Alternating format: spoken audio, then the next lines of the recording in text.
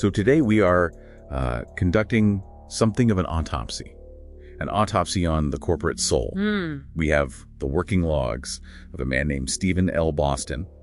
He's the Assistant Vice President at Middletown Life Insurance, or MTL. And it is, it's visceral. If you've ever felt that, that slow drain under fluorescent lights, this is going to hit very close to home. Yeah, he describes this environment that's just defined by like a rigid caste system. And cheap plastic trinkets. He's in a corner office, but he's still looking down on what he calls the cubicle scum, and he's not proud of it. He sees it all as a machine for crushing the human spirit. That kind of environment, it breeds this really specific kind of dread in him. He's not just bored. No, he's terrified. He has this whole philosophy that you can't really die anymore.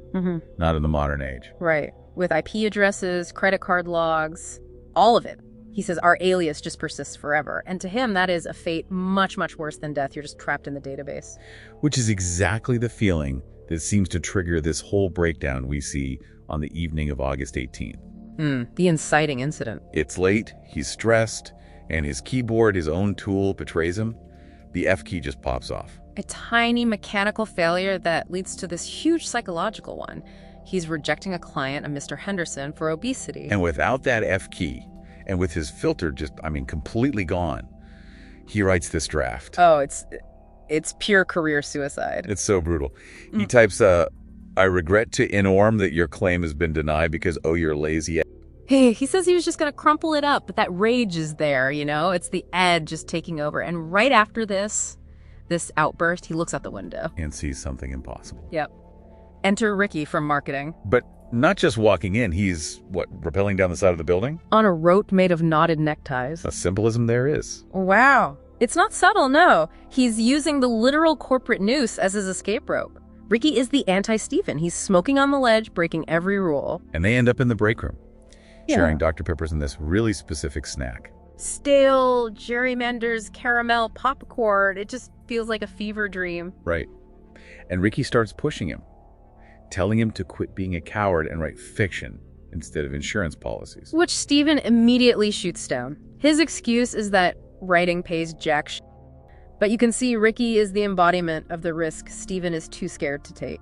But then the whole hallucination, if that's what it is, it starts to glitch. Yeah, he notices these purple rings around Ricky's eyes, like stage makeup, it's not real. And then the cleaning lady comes in, tucks right past Ricky.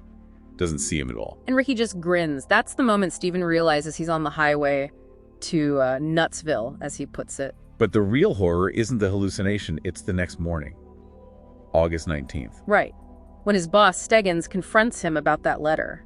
And this part actually surprised me. You expect him to get fired on the spot. You do. But instead, Steggins basically says, look, what you wrote was vulgar, but if you can still close the deal, I'll bury it. A total quid pro quo. Purely transactional. He doesn't care about Stephen's mental state at all, just the numbers. And Stephen the rebel just folds instantly.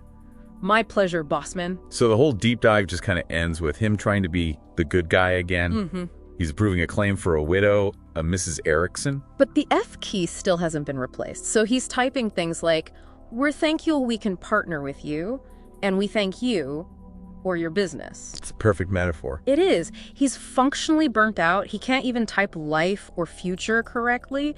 He's a supposed truth teller trapped in a lie, and he's missing the key, literally, to connect with anyone. It really makes you wonder about the Ricky figure. Was that a psychotic break? Yeah. Or was it, the last gasp of his soul trying to get out? And that's the question for all of us, isn't it? In this world where our digital selves live forever, we have to ask, is a corporate life, where you're just suppressing your true self to pay the bills, is that actually living at all? Or are you just another entry in the database waiting for a replacement part that's never going to arrive?